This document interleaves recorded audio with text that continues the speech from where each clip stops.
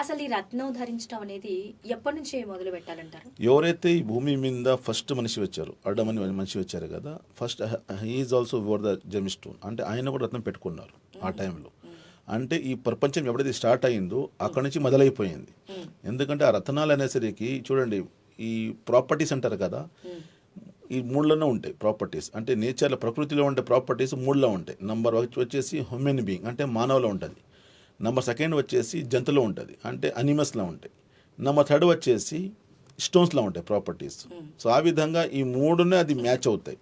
అందుకే ఇది ఇప్పుడు ఫర్ ఎగ్జాంపుల్ ఒక కస్టమర్ వచ్చిందనుకోండి, అంటే అనిమల్స్తో కూడా మనిషికి అది కలిసి వస్తుంది. కానీ మేము ఏదో ప్రాబ్లం వచ్చిందని చెప్పి అనిమల్కి మేము ఎత్తుకుని తిరగలేము కదా, ఆ ప్రాపర్టీస్ మాకు రావాలి, ఎఫెక్ట్ రావాలని చెప్పి.